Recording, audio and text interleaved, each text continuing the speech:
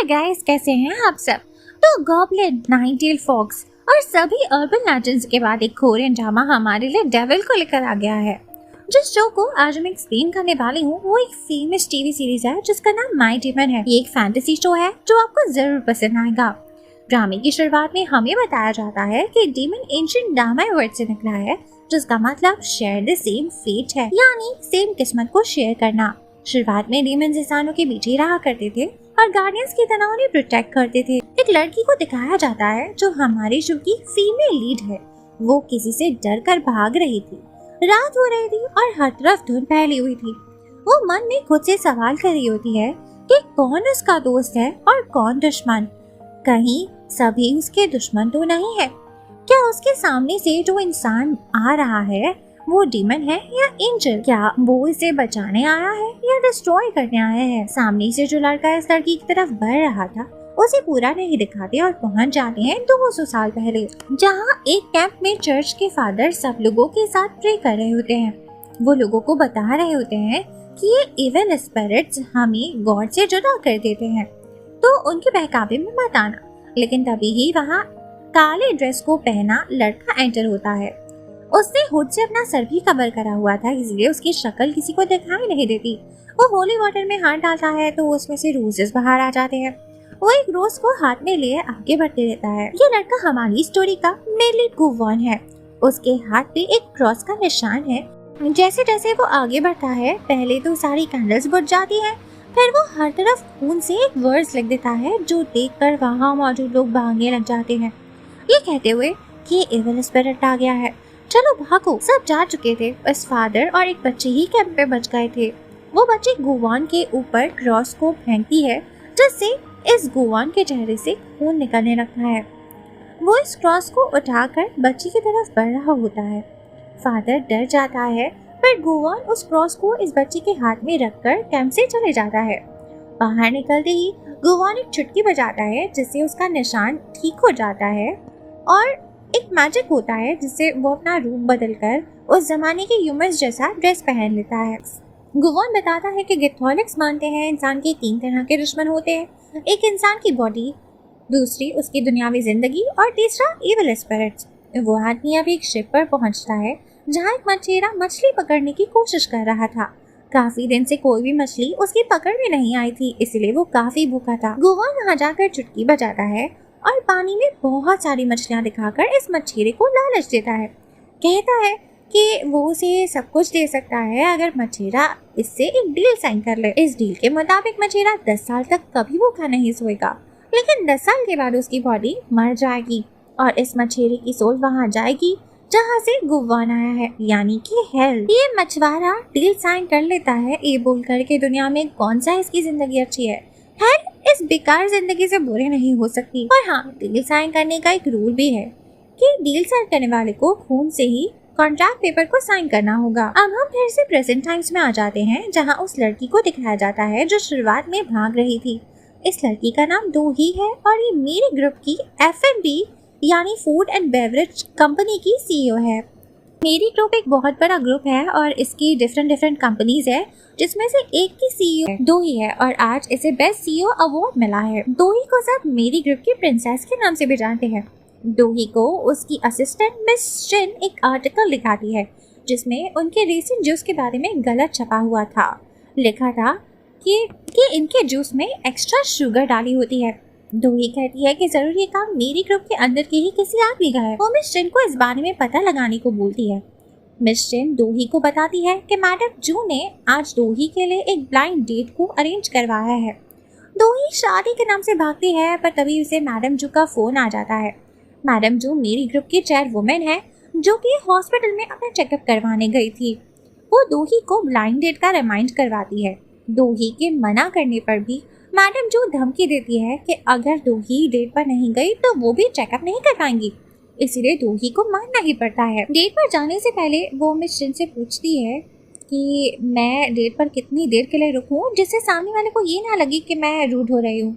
Miss Shin बताती है कि एटलीस्ट तुम्हें आधा घंटा यानी 30 मिनट्स तो रुकना ही होगा। वहीं हमें गुवॉन को दिखाते हैं। वो एज नहीं करा था अब तक, वैसे ही दिखता था जैसा 200 साल पहले दिखाई देता था। बस अब उसकी ड्रेसिंग बदल गई थी और वो और भी ज्यादा हैंडसम हो गया था। वो एक बड़े से रूम में जाता है जहाँ वॉल पर हर जगह बहुत सारी क्लॉक्स लगी हुई थी। सब पर अलग तरह का टाइम चल रहा था। एक घड़ी में 12 बज जाते हैं। जैसा कि हमें पता है गोवान डेविल है और वो सबसे डील करता है, जिसका वक्त 10 साल का होता है। उन 10 सालों में गोवान उनके विशेष को पूरा करेगा, पर उन 10 सालों के बाद इन्हें मारकर इनकी रूह को हेल में भेज दिया जाएगा। एक गैंगस्टर को दिखाते हैं जिसके 10 साल पूरे हो चुके थे और गोवान आ चुका था उसकी सोल को कलेक्ट करने के लिए। लेकिन ये गैंगस्टर गोवान से डर जाता है और उसके ऊपर सामान फेंकता है। वो इसे पूछता है कि क्या हम कुछ और दिन एक्सटेंड नहीं कर सकते, क्या तुम कोई दूसरा कॉन्ट्रैक्ट नहीं डिजाइन कर सकते। गैंगस्टर आदमी कहता रहता है कि प्लीज मुझे एक और चांस दे दो, तुम्हें नहीं पता मैं यहाँ तक कैसे पहुँचा हूँ। गोवान कहता है कि मुझे पता है ना तुम यहाँ तक कैसे पहुँचे हो, तुम मेरी वजह से यहाँ तक पहुँचे हो। तुम्हारी विश पैसा और पावर हासिल करना थी और मैं तुम्हें वो देता गया, फिर चाहे तुमने जितने भी बुरे काम किए हो। इस आदमी की लालच ही नहीं खत्म हो रही थी। वो कहता है कि क्यों ना मैं तुम्हें अपने बदले 10 लोगों की जिंदगियां दे दूं। ना 10 नहीं, 100 लोगों की जान दे दूंगा, पर प्लीज मुझे जाने दो, मुझे छोड़ दो। गोवान मना करते हुए बोलता है कि मुझे अपनी इस जॉब से बहुत प्यार है, क्योंकि मेरी डील के रूल सबके लिए इक्वल होते हैं। वो बताता है कि तुम आज हार्ट अटैक से मरोगे और उसे सच में हार्ट अटैक आने भी लगता है। ये आदमी जमीन पर गिर जाता है और गोवान से पूछता है कि क्या हेल उतनी ही बुरी है जितना के लोग कहते हैं। गोवान बताता है कि वहाँ हेल में तपती हुई आग जलती रहती है, यानी हेल फायर, और उसके साथ माइलस्टोन की कभी ना खत्म होने वाले चक्कर लगाने पड़ते हैं। लेकिन ये सब तो पास में होता था, अभी की हेल तो उस मुकाबले में कई ज्यादा खतरनाक है। जब इस गैंगस्टर के बाकी गुंडे इसे चेक करने पहुँचते हैं तब वो मर चुका था और गोवान वहाँ से हाथ में उसकी डील के पेपर्स को लेकर स्माइल करता हुआ आगे बढ़ रहा था। जो गैंगस्टर अभी मर गया उसका एक खास आदमी गोवान को यहाँ से जाते हुए देख लेता है। गोवान ने जहाँ पर घड़ियाँ रखी थी उनमें से एक घड़ी जो कि इस गैंगस्टर की थी जो मर गया, वो घड़ी गायब हो जाती है। वहीं दो ही ब्लाइंडेड के रेस्टोरेंट के अंदर जाती है जहाँ का स्टाफ उसे बताता है कि ये रेस्टोरेंट एक आदमी ने बुक करवाया हुआ है तो वो कहीं और चली जाए। पर दोही को लगता है कि रेस्टोरेंट ब्लाइंडेड वाले लड़के ने दोही के लिए ही बुक करवाया है, क्योंकि मैडम जी ने उसको बता दिया होगा कि दोही का बर्थडे है। इसलिए वो रेस्टोरेंट वालों से कहती है कि मैं ही उस आदमी की गेस्ट हूँ जिसने ये होटल को बुक करवाया है। फिर जाकर उस लड़के के सामने बैठ जाती है। ये लड़का न्यूज़पेपर को पढ़ रहा था, जिसे देखकर दोही कमेंट कर दी है कि आजकल प्लेन के बाहर न्यूज़पेपर कौन पढ़ता है। वो क्लियर भी कर देती है कि देखो मैंने अपने काम से ही शादी कर ली है, मेरा मर्दों में कोई इंटरेस्ट नहीं है। लेकिन जैसे ही ये लड़का न्यूज़पेपर को हटाता है दोही इसे देखती रह जाती है। ये आदमी असल में गोवान ही था जो कहने लगता है कि तुम जो भी करो मुझे उससे क्या। ब्लाइंडेड वाला लड़का तो दूसरे रेस्टोरेंट में दोही का इंतजार कर रहा था। वो दोही का पूरा बायोडाटा निकाल कर बैठा था, जिसमें हमें पता चलता है कि दोही के पेरेंट्स जब वो 11 साल की थी तब मर चुके थे, जिसके बाद मैडम जू ने उसे अडॉप्ट कर लिया था। दोही को तो ब्लाइंड डेट पर 30 मिनट गुजारने ही थे तो वो बह जाती है। गोवान से कहता है कि मैंने ये रेस्टोरेंट बहुत दिन पहले से ही रिजर्व कराया हुआ है ताकि मैं यहाँ सुकून से अपना खाना खा सकूं। दोही कहती है कि मुझे भी कोई शौक नहीं है, लेकिन मैं अलमाइटी के ऑर्डर्स को मना नहीं कर सकती। तुम खाना खाओ, मैं चुपचाप यहाँ पर बैठी रहूंगी। वैसे भी मुझे पता है मेरी तरह तुम्हें भी जबरदस्ती मुझसे सेट करवाया जा रहा है। यहाँ दोही अलमाइटी मैडम जो को बोल रही थी, पर गोवान असली वाला गॉड समझ रहा था। दोही उस बीच उसे अपना बिजनेस कार्ड भी देती है और गोवान से उसका बिजनेस कार्ड भी मांगती है। गोवान पहले मना कर देता है क्योंकि वो अपनी पर्सनल इन्फॉर्मेशन शेयर नहीं करना चाहता था। दोही के बार बार बोलने पर वो अपना कार्ड दे ही देता है। कार्ड पर नाम के साथ लिखा था सात बोल फाउंडेशन। वो वहाँ का एग्जीक्यूटिव डायरेक्टर है। दोही पूछती है कि ये क्या जगह है, जिस पर गोवान बताता है कि मेरा फाउंडेशन ट्रेडिशनल आर्टिस्ट जैसा कि सिंगर्स और डांसर्स को सपोर्ट करता है। गोवान को जब पता चलता है कि दोही जिसे अलमाइटी रेफर कर रही थी वो मैडम जो है, तो वो बहुत हंसता है। उसे लगा था कि सच में असली वाले गॉड इनको सेट करवा रहे हैं। इतने में 30 मिनट्स पूरे हो जाते हैं और दोही वहाँ से जाने लगती है। लेकिन तभी वो गैंगस्टर जो मर गया था उसका खास आदमी जिसे गोवान को देख लिया था वो यहाँ रेस्टोरेंट में आ जाता है बहुत सारे गुंडों के साथ। यहाँ वेटर गोवान के लिए उसका फेवरेट केक ला रहा था, पर गैंगस्टर उसे टकरा जाता है, जिस वजह से केक उड़ता हुआ सीधा जाकर दोही के फेस पर लगने वाला था। लेकिन गोवान आकर दोही को पकड़ लेता है और केक को भी बचा लेता है, जिससे दोही के दिल में तो बटरफ्लाईज आने लग गई थी। पर गुवान तो अपने केक को बचा रहा था। दोही अब रेस्टरूम में चली जाती है और गुवान बैठकर अपना केक खाने लगता है। लेकिन जैसे ही वो केक खा पाता, एक गैंगस्टर आकर उसे अपने बॉस के बारे में पूछने लगता है। गुवान कहता है कि प्लीज प्लीज प्लीज मुझे एक निवाला ले लेने दो, मैंने ये जगह महीने पहले से बुक करवा रखी है, सिर्फ इसीलिए ताकि मैं ये केक खा सकूं। पर वो गैंगस्टर गुवान के एक बाइट केक खाने से पहले ही अपने हाथों से उस केक को बिगाड़ देता है। फिर गुवान को जो गुस्सा आता है, वो गैंगस्टर और उसके सारे आदमियों को अपने जादू से उस न्यूज़पेपर में कैद कर देता है, जैसे यहाँ कोई सीसीटीवी कैमरा ही ना लगा हो। वहीं दोही रेस्टरूम में जाकर अपना मेकअप सेट कर रही थी। उसे लग रहा था कि गुवान ने वो केक दोही के बर्थडे के लिए अरेंज करवाया है। दोही को गुवान की वजह से जो बटरफ्लाइज आने लगी थी, इसीलिए वो सोचती है कि इस तरह चले जाना रूड होगा।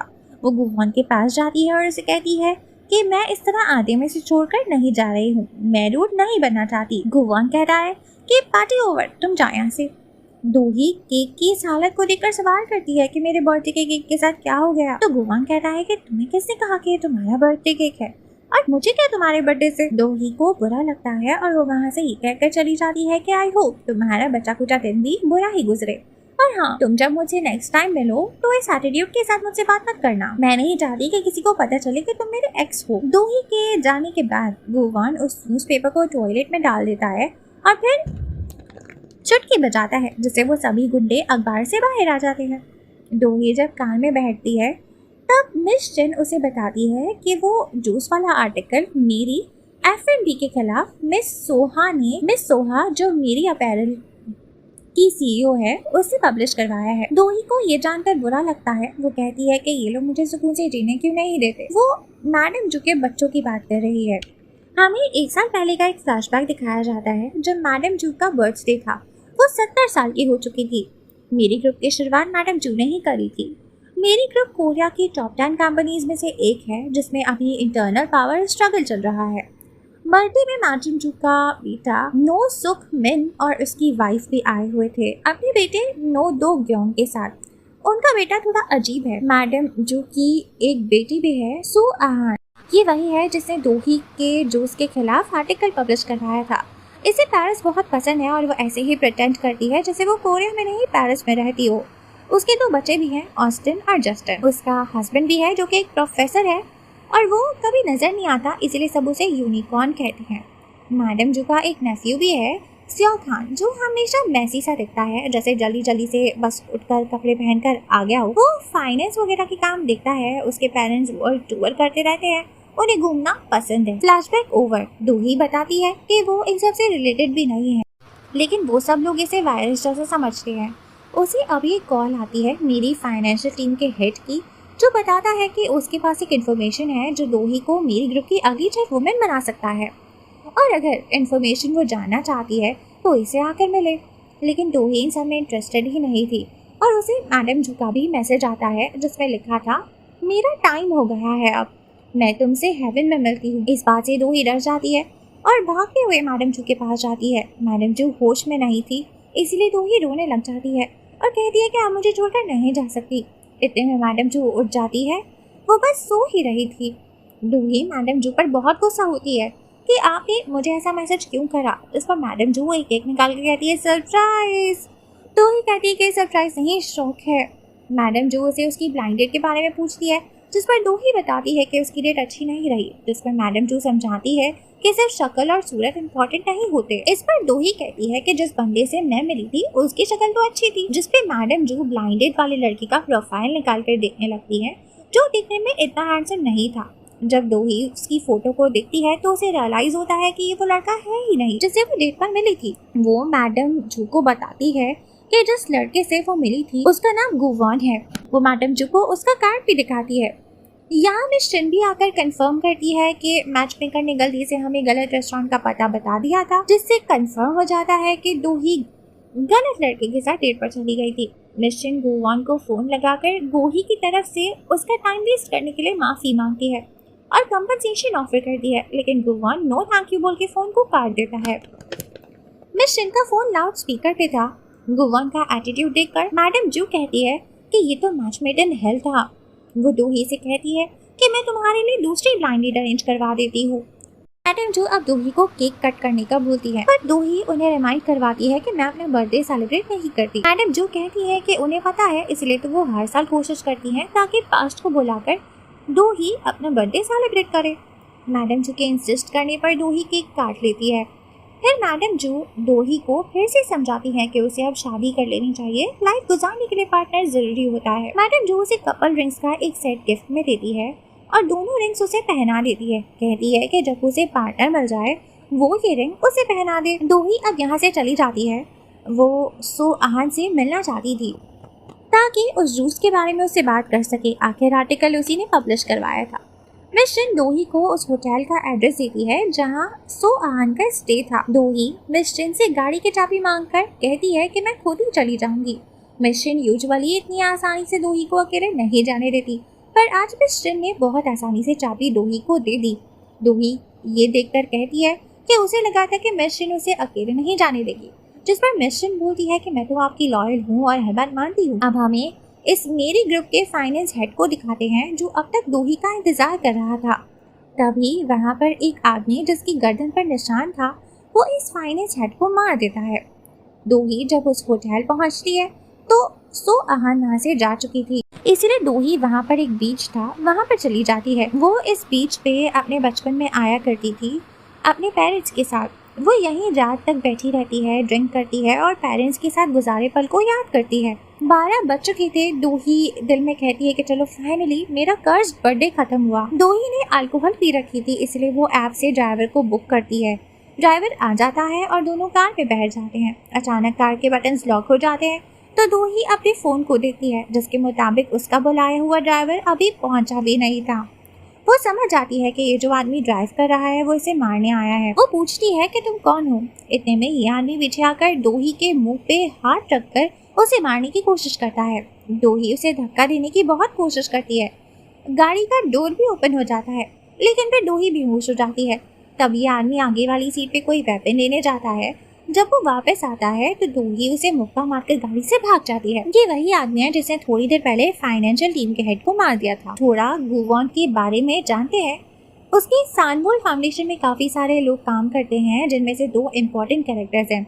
एक उसका बटलर और एक उसके फाउंडेशन की फेमस डांसर जिसका नाम गा योंग है। कुछ देर पहले गा योंग ने गुवॉन को बटलर से दोही वाली डिट के बारे में बात करते हुए सुन लिया था। तब से ही वो बार बार गुवॉन से पूछे जा रही है कि वो लड़की कौन है और क्या तुम उसके साथ सोए हो। एक सीन में गुवॉन अपनी सीट पे बैठा था, तब बटलर बोल रहा था कि मैं ही तुम्हारा इंसानी साथी हूँ जो इतने टाइम से तुम्हारे साथ है। वहाँ गा योंग आकर बोलती है कि वो गुवॉन को ज्यादा अच्छे से जानती है। ये दोनों बहस करने लग जाते हैं कि कौन गुवॉन को ज्यादा जानता है। गुवॉन बहस को रोकने के लिए बोलता है कि तुम दोनों ही कहीं से नॉर्मल इंसान जैसे तो हो नहीं, क्योंकि बटलर को अपनी पास्ट लाइफ पूरी की पूरी याद है और गा योंग मुझ जैसे डेमन की फैन है। गाइस ये जो बटलर है वो वही वाला मछेरा है जिसे शो के स्टार्ट में दिखाया था, जिससे गुवॉन ने डील की थी। मछेरा वो पास्ट लाइफ में था, अब उसका दूसरा जन्म हो चुका है। वो गुवॉन का बटलर है, लेकिन उसे अपनी पास्ट लाइफ अच्छे से याद है। गुवॉन अपनी फाउंडेशन की टेरेस पे जाकर बैठा था। वहाँ बड़ा सा क्लॉक था। वो कोई नया इंसान ढूंढ रहा था जो डेस्परेट हो और जिसे वो डील साइन कर सके। दोही उसका नेक्स्ट बलि का बकरा थी, क्योंकि इस वक्त उसे ही मदद की सबसे ज्यादा जरूरत थी। वो अभी उस किलर से बचकर भाग रही थी। एंड ये वही वाला सीन है जो शो के स्टार्ट में दिखाया था। दोही भाग रही थी और उसके सामने कोई आदमी बढ़ रहा था। थोड़ी धुंध खत्म होती है तो दोही को दिखता है कि वो गुवॉन ही है। वो गुवॉन के पास भाग कर जाती है और कहती है कि मुझे बचा लो। वो किलर बहुत तेजी से इन दोनों की तरफ आ रहा था। गुवॉन कहता है कि अगर दोही इसे डील कर ले तो वो बचा लेगा। दोही कहती है कि डील डिस्कस करने के लिए इनके पास टाइम नहीं है। किलर को तो देखो, उसके हाथ में चाकू है। गुवॉन कहता है कि इस दुनिया में कुछ भी फ्री नहीं होता, डील के बिना मैं मदद नहीं करूंगा। दोही डील के लिए मान जाती है, पर गुवॉन को डील की शर्तें बताने को बोलती है। गुवॉन बोलता है कि अभी ये सब डिस्कस करने का टाइम कहाँ है, और वैसे भी मैं डील साइन किए बिना मदद भी नहीं करता। लेकिन इस साइको किलर को देखकर मुझे घिन आ रही है। गुवॉन किलर से फाइट करने लग जाता है और दोही कार में जाकर बैठ जाती है। फिर जब वो ड्राइव करने की कोशिश करती है तो किलर दोही वाली गाड़ी के फ्रंट ग्लास से टकरा जाता है। दोही डर जाती है और उस रोड पर दूसरी तरफ जहाँ रिवर होता है उसके हैंडल को पकड़कर लटक जाती है। पर तब गुवॉन वहाँ से जाकर उसे हाथ देता है दोही उसका हाथ पकड़ लेती है और इतने में वो किलर फिर से खड़ा हो जाता है और गाड़ी लेकर दोही और गुवान की तरफ बढ़ने लगता है। गुवान चुटकी बजाकर मैजिक करता है लेकिन उसका जादू काम ही नहीं करता, तो दोही कंफ्यूज होकर गुवान के हाथ को छोड़ देती है और पानी में गिर जाती है। गुवान भी उसे बचाने के लिए पानी में छलांग लगा देता है और वो साइको किलर ऐसे ही ब्रिज के हैंडल से टकरा जाता है, पर वो अब भी जिंदा था। गुवान और दोही पानी में जाकर अनकॉन्शियस हो जाते हैं। पहले दोही को होश आता है और वो गुवान को किनारे तक ले जाने की कोशिश करती है। ऐसा करते हुए दोही अपने हाथ से गुवान के हाथ को पकड़ती है। तभी गुवान का क्रॉस वाला टैटू चमकने लगता है और फिर उसके हाथ से गायब होकर दोही के हाथ पर आ जाता है। इसके बाद दोही भी बेहोश हो जाती है। सुबह जब उसकी आंख खुलती है तब वो किनारे पर थी। गुवान खड़ा था वहाँ और बड़ी ही हैरानी के साथ अपने हाथ को देख रहा था। असल में तो वो मैजिक नहीं कर पा रहा था और टैटू भी उसके हाथ से जा चुका था। दोही गुवान से कहती है कि अच्छा हुआ हम सेफ हैं। तभी गुवान की नज़र दोही के हाथ पर जाती है। उसे दिखता है कि उसका वो क्रॉस वाला टैटू दोही के हाथ पर है, इसीलिए वो दोही का हाथ पकड़ लेता है। वैसे ही पानी एक हवा में उड़ता है और दोही बेहोश हो जाती है। इसी के साथ ये वाला एपिसोड खत्म हो जाता है। एपिसोड की शुरुआत वहीं से होती है जहाँ से पिछला वाला एंड हुआ था। गुवान अपना क्रॉस मार्क दोही के हाथ पर देखकर हैरान था। वो दोही का हाथ पकड़ लेता है तो दोही का वो क्रॉस वाला टैटू चमकने लगता है और पानी हवा में उड़ता है, थम से जाता है। दोही पूछती है गुवान से कि तुम कौन हो और गुवान उसे पूछता है कि तुमने मेरे साथ क्या करा है। ऐसे ही दोही बेहोश हो जाती है। उसकी आंख एक हॉस्पिटल में खुलती है जहाँ मिस शिन मौजूद थी। उसे बताती है कि तुम पिछले 5 घंटे और 38 मिनट से सो रही हो। वहाँ गुवान भी मौजूद था। उसी ने मिस शिन को दोही के बारे में इन्फॉर्म करा था। जहाँ गुवान काफी out of the character acting कर रहा था और दोही की केयर करने लगा था और वो ऐसे कह रहा था जैसे मैं तुम्हें ठीक देखकर बहुत खुश हूँ और मैं बहुत वरीड था तुम्हारे लिए। मिस शिन डॉक्टर खाने चली जाती है तो दोही फौरन से गुवान से पूछती है कि तुम इतना केयरिंग नेचर क्यों शो कर रहे हो। गुवान बोलता है कि तुम्ही ने तो बोला था कि तुम्हें एटीट्यूड नहीं दिखाना क्योंकि तुम नहीं चाहती कि मुझे कोई तुम्हारा एक्स समझ ले। दोही बोलती है कि तुम्हारे ऐसा करने से अब सब हमें कपल समझेंगे। उनके बीच उस किलर को लेकर बात होती है। दोही पूछती है कि वो पकड़ा गया या नहीं। गुवान बताता है कि उसने पुलिस को किलर की डिटेल्ड डिस्क्रिप्शन दे दी है तो इसलिए वो जल्दी पकड़ा जाएगा। दोही गुवान से ये भी पूछती है कि तुम तो ठीक हो ना, जिसपे गुवान बताता है कि मैं बिल्कुल भी ठीक नहीं हूँ, तभी तो मैं तुम्हारे उठने का इंतजार कर रहा था। वो ये सब बोलते हुए दोही के हाथ वाले क्रॉस के टैटू पे इशारा करता है तो दोही की नज़र भी अपने हाथ पर जाती है। वो पूछने लगती है कि ये स्टिकर टैटू मेरे हाथ पर क्या कर रहा है। वो उस क्रॉस वाले निशान को स्टिकर वाला टैटू समझ के निकालने की कोशिश कर रही थी और गुवान उसे रोक रहा था। जब टैटू ऐसे नहीं निकलता तो दोही समझती है कि ये परमानेंट है, इसलिए कहती है कि वो लेजर से इसे रिमूव करवा लेंगी। लेकिन गुवान उसे रोकता है और कहता है कि वो मेरा टैटू है, तुम उसे ऐसे रिमूव नहीं करवा सकती। दोही मान ही नहीं रही थी तो गुवान उसका हाथ पकड़ लेता है। वहीं टैटू वाला हाथ दोही अपने दूसरे हाथ को गुवान को थप्पड़ मारने के लिए बढ़ाती है, लेकिन दोही का हाथ हवा में रुक जाता है, इसीलिए क्योंकि गुवान जब भी दोही का टैटू वाला हाथ पकड़ेगा तो वह निशान चमकेगा और गुवान ऐसे मैजिक कर सकेगा। दोही को समझ नहीं आता कि उसके साथ क्या हो रहा है। जैसे ही गुवान दोही का हाथ छोड़ता है, दोही का वो हाथ जिससे गुवान को थप्पड़ लगने वाली थी वो भी जोर से चल जाता है और सीधा गुवान को जाकर लगता है।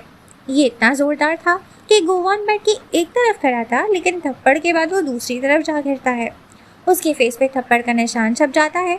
दोही बोलती है कि माफ़ करना, मैंने तो बस हल्का सा हाथ उठाया था, मुझे नहीं पता था कि ये कैसे इतना ज़ोर से लग गया। गुवान गुस्सा होता है और कहता है कि मुझे तुम्हें बचाना ही नहीं चाहिए था, पर दोही कहती है कि तुमने नहीं, मैंने तुम्हें बचाया है। इन दोनों की बहस चलती ही रहती है। इतने में मिस शिन डॉक्टर को लेकर आ जाती है। डॉक्टर बताता है कि दोही बिल्कुल ठीक है। अब वहाँ 2 पुलिस ऑफिसर्स भी आए थे इस केस पे पूछताछ करने के लिए। दोही और गुवान इन्हें किलर की डिटेल्स दे देते हैं और ये केस सीक्रेट रखने को बोलते हैं। दोही अभी इस बारे में मैडम जू को भी नहीं बताना चाहती थी, वरना वो टेंशन लेंगी। गुवान के फोन पे एक अलार्म बजता है जिसमें लिखा था कॉन्ट्रैक्ट एक्सपायर्ड, यानी किसी आदमी की 10 साल वाली डील पूरी हो गई है, इसीलिए वो यहाँ से चला जाता है। वहाँ सैनबोल फाउंडेशन में बटलर के हाथ में गुवान की एक बुक लग गई थी जिसका नाम डेमन था। असल में वो एक डेमन मैनुअल था जिसमें डेमन पर सारी इन्फॉर्मेशन थी और इनके काम करने के रूल्स भी लिखे हुए थे। वहाँ गुवान पहुँच जाता है और बटलर से बुक लेने की कोशिश करता है। कहता है कि ये तुम्हें कैसे मिली, मैंने तो इसे छुपा कर रखा था। बटलर भागते हुए कहने लगता है कि उसे ये बुक सफाई करते हुए मिली और उसमें लिखी कुछ लाइंस पढ़ने लगता है। उसमें लिखा था कि अगर डीमन न्यू डील सेट करने में फेल हो गया तो स्पॉन्टेनियस कंबस्टन होगा, यानी गोवा न्यू डील साइन करने में फेल हो गया तो उसे हल्की आंख में डाल दिया जाएगा और वो मिट जाएगा। ये पढ़कर बटलर रुक जाता है। फिर गुवान उसे बुक लेकर फिर से अपनी तिजोरी में डाल देता है। बटलर सवाल करता है कि अगर तुमने कोई न्यू डील साइन नहीं करी तो तुम्हें आग में डाल दिया जाएगा क्या? लेकिन तुम्हें न्यू डील कितने टाइम में साइन करनी होती है? 1 हफ्ता, 1 महीना, आखिर कितने दिन? गुवान कहता है कि ये तो उसे भी नहीं पता। वो बटलर को दोही का बिजनेस कार्ड निकाल कर देता है और उस पर इंफॉर्मेशन निकालने को बोलता है। वो दोही के बारे में हर छोटी और बड़ी चीज़ जानना चाहता है, जैसे उसके रिलेटिव्स कौन है, उसका एक्स कौन है, उसकी पसंद और नापसंद वगैरह सब कुछ। बटलर सामने से क्वेश्चन करता है कि ऐसा क्यों, कहीं ये वो डेट वाली लड़की तो नहीं है? गुवान कहता है कि नहीं, ये चोर है। बटलर कहता है कि इसने क्या चुराया है तुम्हारा? दिल। बटलर गुवान का हाथ नोटिस कर लेता है जिस पर क्रॉस वाला टैटू नहीं था। वो पूछता है कि टैटू कहाँ गया। गुवान छुपाने की बहुत कोशिश करता है पर बटलर समझ जाता है कि गुवान का टैटू गोही के हाथ पर चला गया होगा। तभी वो उसके बारे में इंफॉर्मेशन निकालना चाहता है। बटलर को इस बात पे भी शक था कि गुवान की पावर्स भी जा चुकी हैं, पर गुवान कहाँ बताने वाला था। तो बटलर गुवान पे पूरा टी का जग डाल देता है। गुवान चुटकी तो बजाता है पर जादू असर नहीं करता और चाय गुवान की पूरी बॉडी पर घिर जाती है। गुवान वहाँ से जाने लगता है। बटलर उसे पूछता है कि कहाँ जा रहे हो? गुवान बताता है कि वो एक आदमी की सोल को लेने जा रहा है क्योंकि उसका कॉन्ट्रैक्ट एक्सपायर हो गया है। बटलर उसे ना जाने का एडवाइस करता है क्योंकि उसकी पावर्स नहीं है, बट गुवान कहता है कि वो एक डेमन है, वो सब कुछ हैंडल कर सकता है। जब गुवान कॉन्ट्रैक्ट लेकर उस आदमी के पास जाता है जिसका कॉन्ट्रैक्ट खत्म हो गया था तो वो आदमी उसे मारता है और अपने साथियों से भी गुवान को मारने को बोलता है। ये आदमी एक एथलीट था तो स्ट्रॉन्ग था और उसके फ्रेंड्स भी स्ट्रॉन्ग थे। वो सभी मिलकर इसकी बहुत धुलाई करते हैं। गुवान फाइट बैक भी करता है और काफ़ी अच्छा लड़ता है पावर्स ना होने के बावजूद भी, पर वो सून हार जाता है और ऐसे ही चला जाता है। दोही को दिखाते हैं जिसे पता चलता है कि वो शुगर वाले आर्टिकल को पब्लिश हुए अभी 24 घंटे भी नहीं हुए कि उसकी कंपनी के स्टॉक्स 10% गिर चुके हैं। उसे जल्दी इस प्रॉब्लम को सॉल्व करना होगा। बट जब वो तैयार हो रही थी तो उसे याद आता है कि वो किलर जो इसे मारने आया था वो इसका गला दबाते हुए कह रहा था कि मैडम जू इसके मरने की वजह है, इसीलिए वो काम पे जाने से पहले मैडम जू से मिलने चली जाती है। वहीं पुलिस ने दोही और गुवान की बताई डिटेल्स से किलर का स्केच बना लिया था। ये आदमी दिखने में काफ़ी यूनिक लग रहा था, इसे ढूंढना मुश्किल नहीं था। लेकिन अब हमें उसी किलर को दिखाते हैं जिसे स्किन मास्क पहने रखा था, जिसे रिमूव कर देता है वो। मतलब कि पुलिस के पास जो स्केच है उससे वो लोग इस किलर को कभी नहीं पकड़ पाएंगे। किलर के घर बहुत सारे लोगों की फोटोज थी तो शायद वो इन सबको मार चुका है या मारने के मिशन पर है। उसके दरवाजे पे बिल्डिंग का ओनर आकर कुछ बातें करने की कोशिश करता है जिससे बहाने से किलर अंदर बुला लेता है। उसके बाद तो आप लोग समझ ही सकते हैं कि किलर ने उस आदमी के साथ क्या करा होगा। बैक टू दोही, वो मैडम जू से मिलने उनके घर जाती है। मैडम जू अपने पौधों को पानी देते हुए दोही से बातें कर रही थी। दोही मैडम जू से पूछती है कि कहीं वो दोही से कुछ छुपा तो नहीं रही। मैडम जू कहती है कि वो एक बिजनेस वुमेन है, बिजनेस करने वालों की हर रग में जो भरा हुआ होता है। दोही कहती है कि वो सीरियस है, सच में जानना चाहती है कि कहीं मैडम जू उससे कुछ छुपा तो नहीं रही। मैडम जू की शक्ल देखकर हमें लगता है कि वो थोड़ी सीरियस हो गई है, लेकिन वो दोही से यही कहती है कि वो उससे कुछ भी नहीं छुपा रही। दोही भी कहती है कि मैडम जू इकलौती ऐसी इंसान है जिस पर दोही सबसे ज्यादा ट्रस्ट करती है। वहाँ मैडम जू को रिपोर्ट सबमिट करवाने के लिए उनका नेफ्यू स्योकुन भी आ जाता है। मैडम जू हमेशा स्योकुन को खुद के ऊपर फोकस करने को सजेस्ट करती है, बिल्कुल दोही की तरह ही, क्योंकि वो हमेशा काम में मगन रहता है। इतना कि खुद ने पहना क्या है उस पर भी उसका ध्यान नहीं होता। स्योकुन भी शादी के नाम से भागता है, इसलिए मैडम जू स्योकुन और दोही को सजेस्ट करती है कि क्यों ना तुम साथ में ही शादी कर लो। दोनों बात को टालकर अपने अपने काम के लिए निकल जाते हैं। बाहर जाकर दोही और स्योकुन एक दूसरे को गुड बाय कर देते हैं। दोही बोलती है कि तुम अपनी कार में आए हो ना, वरना मैं तुम्हें ड्रॉप कर देती। स्योखुन कार तो लाया था, पर अपनी कीज को छुपा कर डोही से कहता है कि मैं कार नहीं लाया, टैक्सी में आया था, क्यों ना आज मैं ड्राइव करूं। स्योखुन ड्राइव कर रहा होता है और बराबर में मिस शिन बैठी होती है, जो अपना काम कर रही थी। पीछे डोही बैठी थी। मिस शिन डोही से पूछती है कि गुवॉन का क्या करना है, उसने हमारी मदद की है ना, तो उसे थैंक यू करने के लिए हमें कुछ भिजवाना चाहिए क्या। स्योखुन पूछता है कि ये तुम दोनों किसकी बात कर रहे हो। डोही बताती है कि वो लोग गुवॉन की बात कर रहे हैं, जिसके साथ ये ब्लाइंड डेट पर गई थी। ये सुनते ही स्योखुन ब्रेक मारता है और पूरी गाड़ी पे जोर से झटका पड़ता है। डोही तो ठीक थी, पर मिस शिन का नोज ब्लीड करने लगता है। अब मिस शिन नोज में कॉटन बॉल्स डालकर ड्राइव कर रही होती है और स्योखुन और डोही मजे से पीछे बैठे थे। डोही स्योखुन से पूछती है कि तुम्हें मेरी ब्लाइंड डेट का सुनकर ऐसे झटका क्यों लग गया। स्योखुन ये कहकर बात को टाल देता है कि डोही अभी छोटी है ना, और वो बिजनेस पे फोकस करती है, तो इसीलिए इसे ये सुनकर थोड़ा शॉक लग गया। दोनों डोही और स्योखुन की अच्छी बॉन्डिंग है। स्योखुन डोही को बोलता है कि मैं तुम्हारी कंपनी के थोड़े शेयर्स बाय कर लेता हूँ, जिससे स्टॉक का परसेंटेज सही हो जाएगा। पर डोही हेल्प लेने से मना कर देती है। वो उसकी टाई को भी सेट करके देती है, क्योंकि वो अजीब तरह से टाई को बांध कर आ गया था। जैसा कि मैंने बताया था, उसे किसी भी चीज का टाइम ही कहाँ मिलता है। मिस शिन डोही को बताती है कि उसने सो आहान का स्केड्यूल पता कर लिया है। सो आहान फिर से याद दिला दूं वही है जिसने जूस पर डोही के खिलाफ आर्टिकल पब्लिश करवाया था। वो अभी शॉपिंग पे गई हुई है। डोही आज भी अकेले ही जाना चाहती थी, पर मिस शिन कहती है कि वो साथ चलेगी और सॉरी भी कहती है कि वो पिछली बार नहीं चल सकती थी, इसलिए डोही के पीछे किलर लग गया। पर डोही कहती है कि उसे चीजों को खुद से डील करना है और ऐसे ही चली जाती है। वहाँ सो आहान अपने एक स्टोर में ड्रेस ट्राई कर रही थी और अपने असिस्टेंट से डिस्कस कर रही थी कि डोही की कंपनी के शेयर्स गिर रहे हैं ना, और उस पर सेलिब्रेट भी कर रही थी। तभी वहाँ डोही भी आ जाती है, जिसे देख सो आहान पूछती है कि तुम्हारे पास ऐसी सिचुएशन में भी शॉपिंग करने का टाइम है, जिस पर डोही बोलती है कि शॉपिंग करने के लिए टाइम की नहीं, पैसों की जरूरत होती है। वो सोहान को उसकी प्राइवेट फोटोज दिखाती है, जिसके अंदर सोहान कार में किसी और आदमी के साथ स्टीमिंग हो रही थी, और धमकी देती है कि अगर उसने डोही के लिए जो मुसीबत क्रिएट की है उसे सॉल्व नहीं करा, तो वो ये पिक्चर्स को वायरल कर देगी। फिर सो आहान और उसकी कंपनी दोनों की इमेज और स्टॉक्स गिर जाएंगे। वहीं गुवॉन को दिखाते हैं, जो डेमन मैनुअल का हर एक पेज को देख चुका था। उसमें कहीं पर भी टैटू किसी और के हाथ पर से शिफ्ट होने के बारे में कुछ भी नहीं लिखा था। वो बटलर से पूछता है कि उसने डोही पर क्या इन्फॉर्मेशन निकाली है।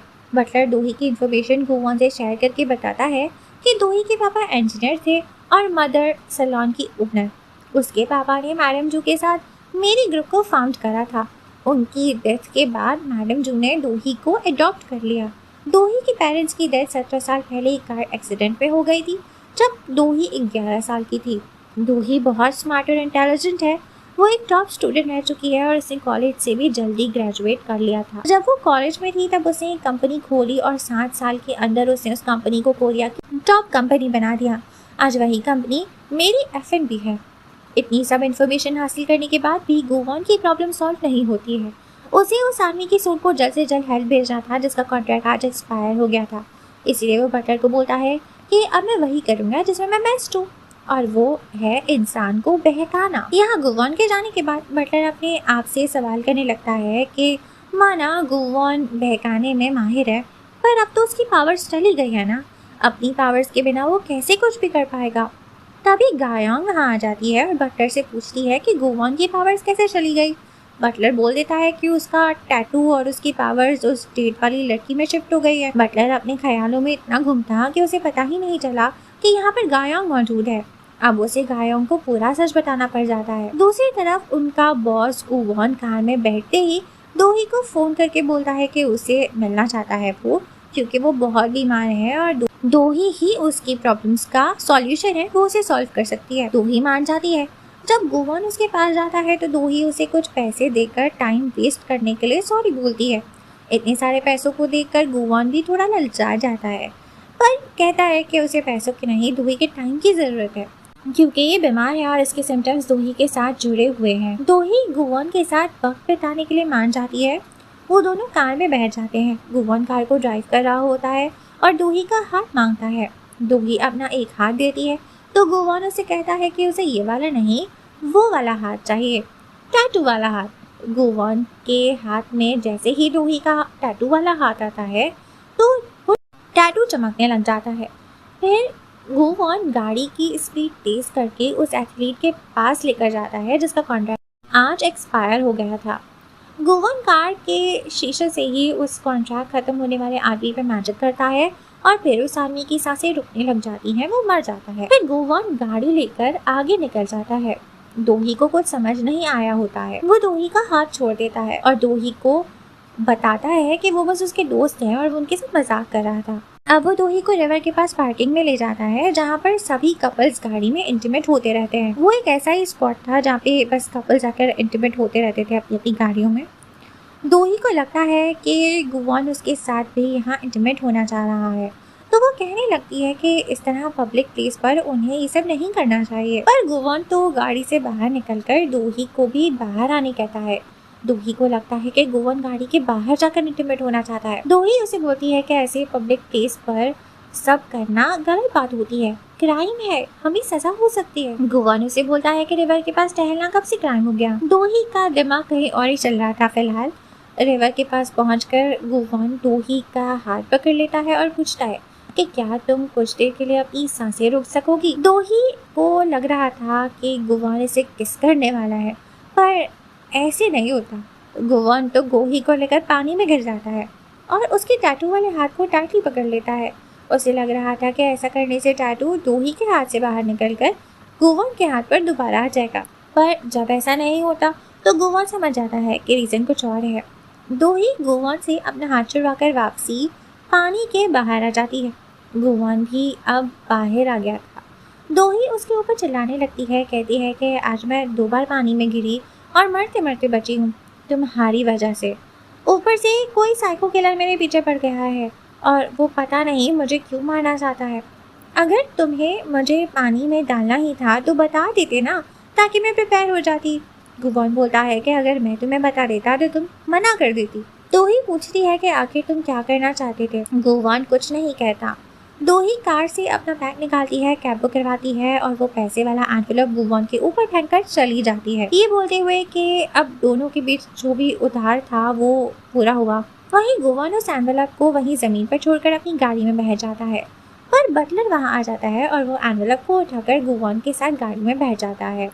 गोवन जब उससे पूछता है कि तुम यहाँ क्या कर रहे हो तो बटलर बताता है कि तुम्ही ने तो मुझे दोही पर नजर रखने को कहा था।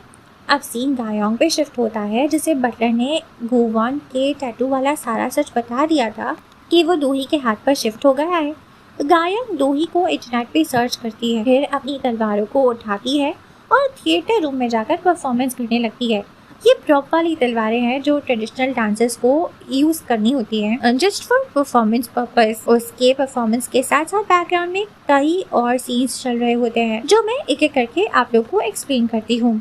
वो किलर जिसे फाइनेंशियल डिपार्टमेंट के हेड को भी मार लिया था और गोही के पीछे भी पड़ा था, वो फाइनेंशियल टीम के लीड का फोन एक बैग में पैक कर कर किसी बैंक के लॉकर में रख देता है। फिर एक दूसरा आदमी जिसकी शक्ल हमें नहीं दिखाते, वो जाकर उसी लॉकर से वो बैग निकाल लेता है और उस फोन पर से इंफॉर्मेशन को चेक करने लगता है। वहीं मैडम जू को दिखाते हैं जो किसी पुराने किस्से की वजह से खुद को कसूरवार मानती है और ये सच उन्हें अंदर से परेशान कर रहा था। वो चर्च के फादर के पास एक कन्फेशन भी करती है।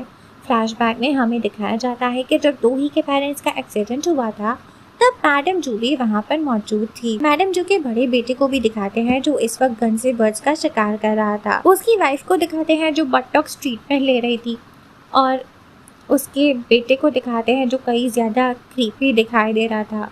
उसके हाथ पे अजीब सा निशान था और जब एक रिसेप्शनिस्ट उसके निशान को दिखती है तो वो बड़े ही अजीब स्टाइल में बोलने लगता है कि क्या तुम्हें ये निशान पसंद आया, तुम्हें भी चाहिए। यहाँ हमें सोहान को भी दिखाते हैं जो शुगर वाले आर्टिकल को हटवाने की कोशिश कर रही थी, क्योंकि दोही ने उसे धमकी जो दी थी कि अगर उसने आर्टिकल को हटवाया नहीं तो दोही सोहान की प्राइवेट इंटीमेट फोटोज को वायरल कर दी। सोहान अकेले में जोर से शाउट करके कहती है कि मैं दोही को मरा हुआ देखना चाहती हूँ। सियाकुन को भी दिखाते हैं जो अपने एलसीडी पर मेरी एफएनबी यानी दोही की कंपनी के शेयर्स को देख रहा था। वो अपनी उस टाई को भी देख रहा था जो दोही ने आज उसे पहनाई थी। इसकी शक्ल देखकर बता नहीं सकते कि ये ट्रस्टवर्दी है भी कि नहीं। वहीं दोही को दिखाते हैं जो रोड क्रॉस कर रही थी उसे उस बिल्डिंग पे लगे टीवी पर न्यूज़ दिखाई देती है कि फाइनेंशियल टीम का हेड बिल्डिंग के बाथरूम में मरा हुआ पाया गया है। उसने लटक कर अपनी जान ले ली। दोही अचानक से डर जाती है। एक बाइकर हेलमेट पहना हुआ था, हम उसका चेहरा नहीं देख सकते, पर वो बहुत सारा एसिड लेकर दोही के ऊपर डालने आया था। लेकिन तभी ही बीच में गुबान आ जाता है। वो सारा एसिड उसके जैकेट पर लग जाता है और एपिसोड यहीं पर ख़त्म हो जाता है।